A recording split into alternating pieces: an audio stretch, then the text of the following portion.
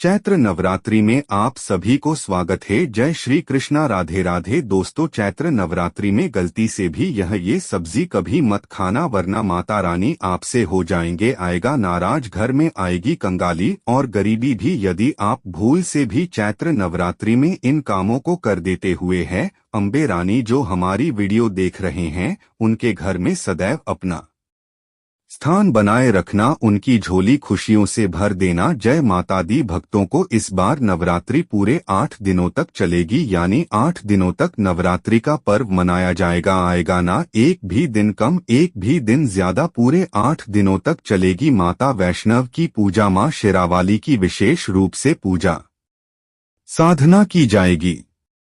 भक्तों, चैत्र नवरात्रि का पहला व्रत 30 मार्च को रखा जाएगा और अंतिम व्रत 6 अप्रैल रविवार के दिन रखा जाएगा, क्योंकि इस बार यह नवरात्रि पूरे 8 दिनों के पड़े हैं। 31 मार्च को 2 व्रत एक साथ रखे जाएंगे। मां ब्रह्मचारिणी और मां चंद्रघंटा की पूजा एक साथ होगी और 6 अप्रैल को कन्या पूजन किया जाएगा, जो कि इस दिन नवरात्रि समाप्त हो जाएंगे। आपको बता दें, 30 मार्च को घट स्थापना का मुहूर्त सुबह 6:13 से 10:22 तक रहेगा जाएगा। भक्तों, मान्यताओं के अनुसार अगर चैत्र नवरात्र पर्व पर यदि माता दुर्गा घोड़े पर नहीं बल्कि हाथी पर सवार होकर आती है, तो मान्यता है कि माता दुर्गा का हाथी पर सवार होकर आना बहुत ही शुभ और कल्याणकारी माना जाता है। जीवन सुखमय हो जाता है।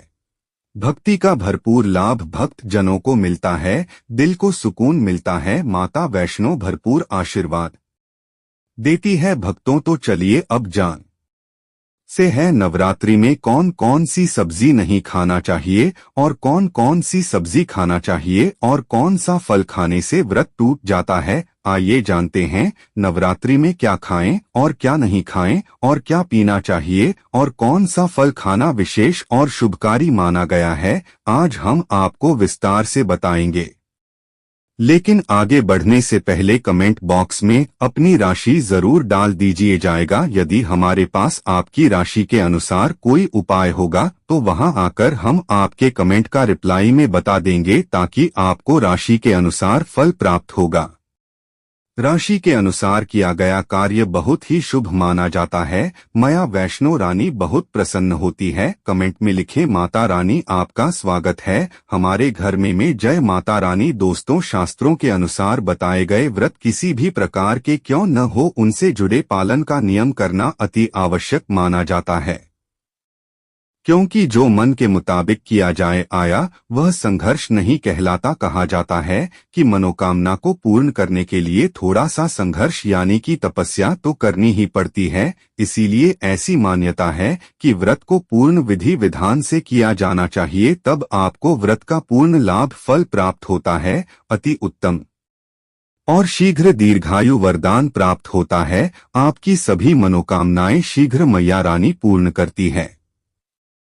ऐसे व्यक्ति को मरने के बाद माता रानी के चरणों में स्थान मिलता है। वह सदैव मां की सेवा करता है। ऐसा भक्त स्वर्ग लोक में जाता है। इसीलिए हर शास्त्र यही कहता है कि सच्चे दिल से अगर आपके मन में ईश्वर के प्रति श्रद्धा हो तो बिन पूजा पाठ के ही सारा फल मिल जाता है, और मन में ईश्वर के प्रति शंका हो तो उस मनुष्य को कई जन्मों तक सुख नहीं मिलता था, वह नरक में ही भटकता रहता है। भागवत गीता में भगवान श्री कृष्ण ने स्वयं कहा था, जो मनुष्य सच्चे हृदय से ईश्वर को पुकारता है तो उसका नाता उस शक्ति से जुड़ जाता है जिसे आपने सच्चे हृदय से पुकारा था।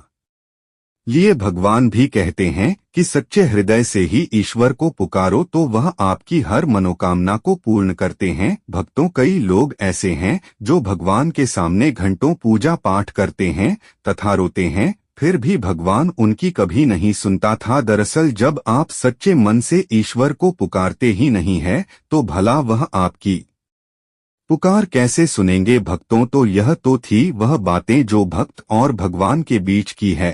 अब हम जानते हैं नवरात्रों के दौरान क्या नहीं खाना चाहिए और क्या नहीं पीना चाहिए और कौन सा फल खाने से व्रत संपूर्ण और सफल हो जाता है। दोस्तों, चाहे मर जाना भूल कर भी नवरात्र के दिनों में पानी पूरी कभी मत खाना, क्योंकि इस दिन कभी कभी बीच में शुक्रवार पर जाता है और शुक्रवार को मां संतोषी का दिन कहा जाता है। माता संतोषी खट्टी चीज खाने वाले व्यक्ति से हमेशा क्रोधित रहती है, नाराज रहती है, क्योंकि नवरात्रों में माता संतोषी जागृत अवस्था में हो जाती है। माता संतोषी की शक्ति नवरात्रों में कई करोड़ गुना बढ़ जाती है। नवरात्रों में जब शुक्रवार पर जाए तो इमली नहीं खाना चाहिए। माता संतोषी क्रोधित हो सकती है, आपको दंड दे सकती है। नींबू नहीं खाना चाहिए। वैसे तो नवरात्र के व्रत में नींबू खा लेना चाहिए, पर अगर शुक्रवार हो तो माता संतोषी के क्रोध से बचने के लिए नींबू नहीं खाना है। इस दिन नींबू का त्याग करना चाहिए। भक्तों, पानी पूरी क्यों नहीं खाना चाहिए? क्योंकि उसमें लहसुन प्याज होता है और खतरा भी होता है जो व्रत को भंग कर सकता है, पाप लग सकता है। ध्यानपूर्वक अगर आप शुक्रवार को खट्टा नहीं खाते हैं तो माता संतोषी आपको धन धान्य से मालामाल कर देती है, आपके घर में अपना आवास बना लेती है। बस शुक्रवार के दिन नवरात्रों के दिनों में का त्याग करना चाहिए, पालन करना चाहिए। नवरात्रों में लहसुन प्याज और खटा, फिर चाहे आपने व्रत भी नहीं रखा है आया, फिर भी आपको शुक्रवार के दिन या अन्य दिनों में लहसुन प्याज नहीं खाना चाहिए। लेकिन हाँ, पानी पूरी आप खा सकते हैं, वह भी जब नवरात्र समाप्त हो जाए। आए भक्तों, नवरात्र के दिन से जरूर खाना चाहिए। शास्त्रों में बताया जाता है कि भगवान के भोग में सेब आदि जरूर अर्पित किया जाता है। अगर आपका व्रत है तो आपको से जरूर खाना चाहिए। केला, पपीता, तरबूज और मीठे अंगूर जरूर खाना चाहिए। इन फलों से व्रतधारी को शक्ति मिलती है और वृद्ध संपूर्ण हो जाता है। शास्त्रों में बताया जाता है कि नवरात्रों के दिनों में सीताफल जरूर खाना चाहिए। सीताफल खाने से बीच ऐसी बीमारियां हैं जो खत्म हो जाती है माना जाता है। नवरात्रों के दिनों में सीताफल का घर में प्रवेश होना बड़ा ही शुभ माना गया है। सीताफल खाने से नवंबर रात्रि का व्रत सफल हो जाता है, क्योंकि इसमें माता सीता का आशीर्वाद मिला हुआ होता है। माना जाता है भगवान राम के वनवास के दौर में माता सीता ने यही फल खाया था, इसीलिए नवरात्र के दौरान इसे जो भी खाता है उसे दुखों का सामना नहीं करना पड़ता था। सीताफल आपको जरूर खाना चाहिए। माता सीता प्रसन्न होती हैं और आशीर्वाद देती है। भक्तों, नवरात्रों में तेल की तली हुई हरी मिर्च खा सकते हैं, लेकिन कम मात्रा में खाना है। व्रत के दौरान ज्यादा तीखा नहीं खाना चाहिए। व्रत में तीखा खाने से व्रतधारी की जो पेट की आंतें होती है उसमें जख्म हो सकते हैं, क्योंकि इस दौरान हम व्रत का पालन करते हैं तो हमारे पेट में कुछ नहीं होता, इसीलिए हल्का खाना खाना सर्वप्रिय और उत्तम माना जाता है। आया, व्रतधारी को रसीले आलू अवश्य खाना चाहिए। इससे हमारे शरीर में ऊर्जा की भरपूर जरूरत होती है, पूरी हो जाती है। आप आलू का पानी पी सकते हैं, रसीले आलू जरूर खाना चाहिए। भक्तों, नवरात्रों में भिंडी की सब्जी जरूर खाना चाहिए। भिंडी में कई ऐसे पोषक तत्व होते हैं जो हमारी हड्डियों को मजबूत बनाते हैं, तथा नवरात्रों में बैंगन की सब्जी अरुण खाना चाहिए गया। लेकिन याद रहे, जब नवरात्रों में सोमवार पर जाएगा तो बैंगन की सब्जी मत खाना, पाप लगेगा। नवरात्रों में सब्जी में हरा धनिया जरूर डालना चाहिए। हरे धनिये से भी व्रतधारी को पोषक तत्व मिलते हैं। नवरात्रों में हरा धनिया अवश्य खाएं, इससे जो शुगर लेवल होगा वह कम हो आएगा। नवरात्रों में रिफाइंड का तेल और सरसों का तेल भूलकर भी व्रत के दौरान नहीं खाना चाहिए। मूंगफली का तेल और देसी घी और गोले का तेल खाना अच्छा माना जाता है। भक्तों, नवरात्रों में व्रतधारी को डब्बा बंद लस्सी, डिब्बा बंद जूस नहीं पीना चाहिए। उसमें कई केमिकल मिले होते हैं जिसके कारण आपका व्रत टूट सकता है। जब भी आप फलों का जूस पिए तो याद रखें कि उसमें नमक न डाले वाले नहीं तो व्रत टूट जाएगा। साथ ही साथ जूस में बर्फ भी नहीं डालना चाहिए। फलों का सादा जूस पीने से व्रत सफल होता है। भक्तों, नवरात्र के दौरान सिंघाड़े का आटा या क्योंतु का आटा खाने से पहले यह देख लें कि आटा पुराना नहीं होना चाहिए, क्योंकि पुराने आटे में खीरे वगैरह पड़ जाते हैं, जिसके कारण आपका व्रत टूट सकता है, क्योंकि यह छोटे छोटे कीड़े हमें दिखाई नहीं देते और आपके मुंह तक पहुंच जाते हैं। ऐसा आटा खाना मतलब कीड़े मकोड़ों का मांस खाने के बराबर माना गया है। दोस्तों, नवरात्रि के दौरान आप शाम के समय खाने में दही ले सकते हैं, आलू वगैरह खा सकते हैं, आलू के चिप्स खा सकते हैं, साबूदाने की टिकिया बनाकर खा सकते हैं, साबूदाने की खिचड़ी खा सकते हैं, आलू के पापड़ भी खा सकते हैं। इन सब्जी को आप नवरात्र के दौरान भोजन में शामिल कर सकते हैं। इससे आपको एनर्जी मिलेगी और व्रत सफल हो आएगा। नवरात्र के दौरान आप दूध पी सकते हैं, जो आपको ताकत देगा। गर्म चाय वगैरह भी पी सकते हैं, लेकिन याद रहे उसमें नमक न डालें। चाय में नमक डालने से व्रत भी टूट जाएगा और हड्डियां भी गल जाती है। और एक बात का ध्यान रहे, व्रतधारी को पेट भर खाना यानी गले तक भोजन नहीं करना चाहिए, नहीं तो व्रत रखने का कोई भी फायदा नहीं होगा। थोड़ा थोड़ा खा सकते हैं। भक्तों, नवरात्रि के 9 दिन आदि शक्ति माँ दुर्गा को समर्पित होते हैं। नवरात्रि के 9 दिन माता रानी के 9 अलग अलग स्वरूपों का पूजन किया जाता है। नवरात्रि के 9 दिनों तक माता रानी को अलग अलग स्वरूप के हिसाब से अलग अलग भोग अर्पित किए जाते हैं। लेकिन क्या आप जानते हैं, कुछ ऐसी वस्तुएं हैं जिन्हें नवरात्रि के दौरान भूलकर भी माता रानी को अर्पित नहीं करना चाहिए। अगर इन वस्तुओं को आप गलती से भी माता रानी को अर्पित कर देते हैं तो आपको व्रत और पूजन का पूर्ण लाभ नहीं होगा। इसीलिए माता रानी की कृपा प्राप्त करने के लिए आपको यह जानना अति आवश्यक है कि वह कौन सी ऐसी वस्तुएं हैं जो माता रानी के पूजन में भूलकर भी इस्तेमाल नहीं करना चाहिए। तो आइए मां का जयकारा लगाते हुए वीडियो को शुरू करते हैं। भक्तों, नंबर 1, नवरात्रि के दौरान शादीशुदा महिलाओं को सफेद कपड़े पहनकर पूजा पाठ नहीं करना चाहिए। साथ ही साथ काले कपड़े भी नहीं पहनना चाहिए, इससे पूजा व्रत आदि खंडित हो जाती है। माता की चौकी जब आप लगाएं तो उसके नीचे कागज नहीं लगाना चाहिए। माता की चौकी हमेशा लाल कपड़ा बिछाकर ही बनानी चाहिए। हमेशा याद रहेगा, नवरात्र के 9 दिनों तक व्रतधारी को अपना आसन मां की चौकी के आगे ही लगाना चाहिए और वहीं पर आपको सोना चाहिए। मंदिर को नवरात्रों के दौरान अकेला नहीं छोड़ा जाता था, बहुत ही अशुभ माना जाता है। जरा आप ही सोचिए, माता रानी 9 दिनों के लिए धरती पर आकर आपके घर में रहने के लिए आई है और ऐसे में आप उन्हें अकेला अगर छोड़ते हैं तो माता भी आपको छोड़कर चली जाएंगी। वह कहेंगी इसको मेरी जरूरत नहीं है, वह अकेली पड़ जाती है।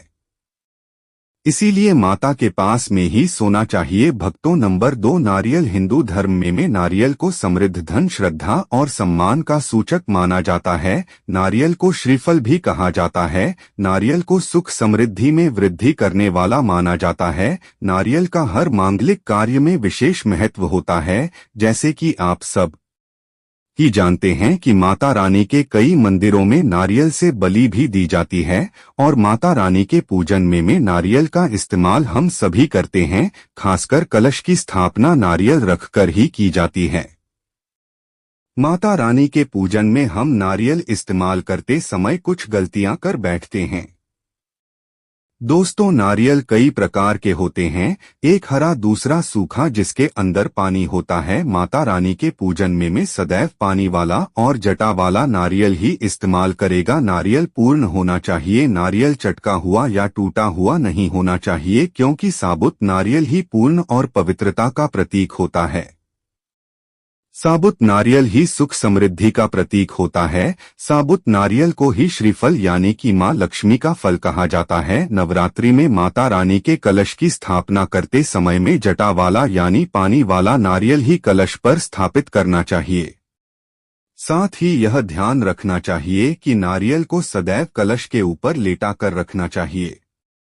घट स्थापना करते समय कभी भी नारियल को खड़ा करके नहीं रखा जाता है। नारियल को सदैव लेटाकर कलश के ऊपर रखा जाता है। साथ ही नारियल को स्थापित करने से पहले आप नारियल को लाल कपड़े में लपेटकर उस पर लाल चुनरी ओढ़ाकर आप नारियल को कलश के ऊपर स्थापित करेगा रही है। शास्त्रों के अनुसार कलश के पर जब सही तरीके से नारियल रखा जाता है और सही प्रकार का नारियल रखा जाता है तभी ही व्रत और पूजन का पूर्ण फल प्राप्त होता है।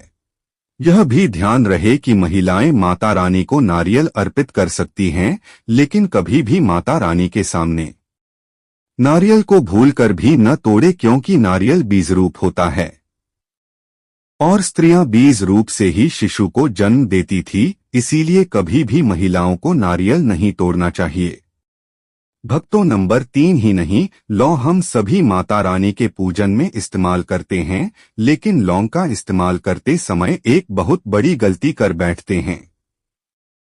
हमेशा ध्यान रखना चाहिए कि माता रानी को सदैव फूल वाली लौंग ही अर्पित करना चाहिए। जिस लौंग के ऊपर फूल नहीं होता था या फिर जिस लौंग के पीछे लकड़ी की डंडी नहीं होती थी, उसको आप माता रानी के पूजन में भूल कर भी इस्तेमाल न करें। कर फूल वाले लोगों को ही पूर्ण माना जाता है और माता रानी के पूजन में कोई भी अपूर्ण वस्तु, कोई भी खराब वस्तु या टूटे हुए अक्षत इस्तेमाल नहीं करना चाहिए। इसीलिए सदैव माता रानी के पूजन में फूल वाली लौंग का ही इस्तेमाल करेगा। भक्तों, नंबर 4, तुलसी के पत्ते अर्पित नहीं करने चाहिए। मां दुर्गा के पूजन में तुलसी पत्र का इस्तेमाल करना वर्जित माना जाता है। तुलसी पत्र के अलावा आंवला भी माता रानी को अर्पित नहीं करना चाहिए और दूर्वा भी माता रानी को अर्पित नहीं करना चाहिए।